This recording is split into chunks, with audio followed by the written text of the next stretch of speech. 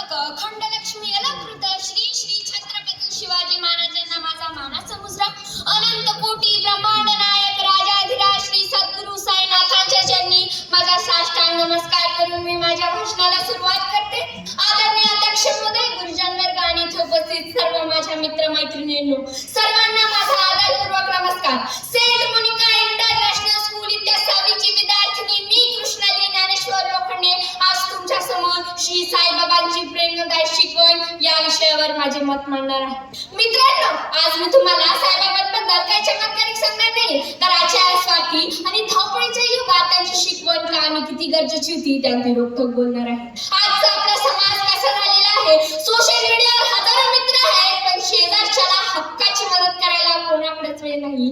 जातीवातीच्या भिंत उभ्या केल्या जात आहे. पैशाच्या मागे धावताना माणूस मात्र माणुसकीच विसरत चाललेला आहे.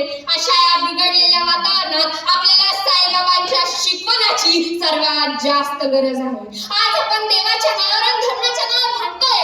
आज आपण माणसाला तिची जात विचारतो आणि मग मैत्री करतो. पण 100 वर्षापूर्वी एका फकीराने शिर्डीत काय केले? मशिदीत राहून धुनी पेटवली, रामनवमी साजरी केली, कपड्यावर चंदन लावले, स्वतःच्या हाताने स्वयंपाक करून सर्व जातीच्या लोकांना एकत्र बसून जेवू घातले. त्यांनी सांगितलं, जात पात ना पूछे कोई, जो हरी को बजे सोहरी का होई. जात पात ना पूछे कोई, जो हरी को बजे सोहरी का होई. बाबांनी कधी कोणाची जात विचारून कोणाला जवळ केले नाही. मग आपण हे का करतोय? बाबांनी स्वतः उपशावर लोकांना भरवले, प्राण्यांना प्रेम केले. आज आपण स्वतःचे खिशे भरायला बघतोय. जर बाबांचे भक्त म्हणून जर जगायचं असेल तर नुसतं मंदिरात जाऊन डोकं टेकून चालणार नाही. बाबांनी मोठे मोठे यज्ञ करायला तर सांगितलेच नाही, सोन्या चांदीचे मुकुट चढवायला सांगितले.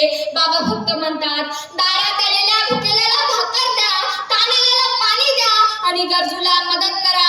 तुमची ही सेवा माझ्यापर्यंत पोहोचेल. आपल्या सृष्टीचा कण ज्या शक्तीने निर्माण केलेला आहे ती शक्ती एकच, फक्त आपण आपल्या सोयीसाठी आणि संस्कृतीनुसार तिला वेगवेगळी नावं दिलेली आहे. कोण तिला विठ्ठल म्हणतो, कोण तिला अल्लाह म्हणतो, कोण तिला येशू म्हणतो, कोण तिला वाहेगुरु म्हणतो. सोन्यापासून वेगवेगळे दागिने बनवतात, पण मूळ सोने एकच. किंवा वेगवेगळ्या नद्या अनेक पळत जातात, पण शेवटी एकाच थांग समुद्रात येऊन मिळतात. त्याच प्रकारे प्रत्येक धर्माची प्रार्थना व भक्ती एकाच ईश्वराच्या चरणी लीन होते.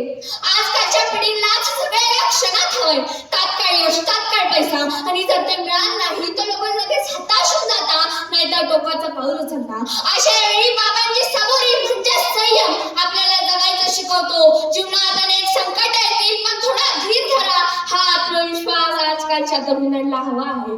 बाबांनी अनेक भरकटलेल्यांना योग्य मार्ग दाखवला.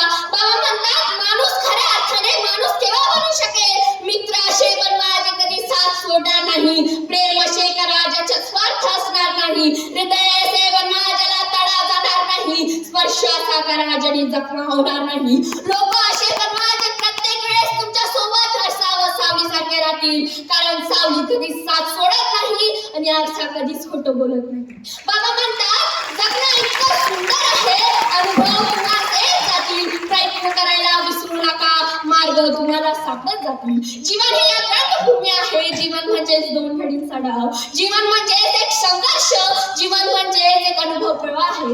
एवढ्याशा आयुष्यात खूप काही हवं असतं, जे हवं असतं ते मिळत नसतं, ते मिळालं तरी खूप कमी असतं, कारण चांगल्याने भरून सुद्धा मात्र आपला आभार रिकामच असतं. बाबा म्हणतात, माणसाने शिल्लक दुःखाने व्यक्त होऊन न बसता एखाद्या अंधाराचा डोळा व्हावा, लंगड्याचा पाय व्हावा आणि अनाथाचा पालक सुद्धा व्हावा. दुसऱ्यांना आनंद देवा, दुसऱ्यांसाठी जगावा आणि जगू देवा. जगता जगता स्वतःच्या जीवनाकडे बघावा. आज बाबा भौतिक रूपाने आपल्यात नाहीये, पण शिर्डीमध्ये आणि करोडो भक्तांच्या हृदयात आज ही बाबांची ऊर्जा जिवंत आहे. जाता जाता एवढंच सांगते, खूप झाल्या टाळ्या, आता खूप झाले भाषण, खूप झाल्या टाळ्या, आता खूप झाले भाषण. आता भाषणाच्या पलीकडे जाऊन विचार करूया. मित्रांनो, आज मंदिराबाहेर शेकडो गरीब उपाशी पोटी झोपतात आणि त्याच मंदिराच्या आतमध्ये कोटीचं दान ही विषमता संपवण्यास म्हणजे बाबांच्या विचारांचा स्वीकार करते. नको मला संपत्ती, नको मला मान, नको मला संपत्ती, नको मला मान. साई तुझ्या चरणी मिळो थोडे स्थान, साई तुझ्या चरणी मिळो थोडे स्थान. तुझ्या एकादशी आहे तुझ्या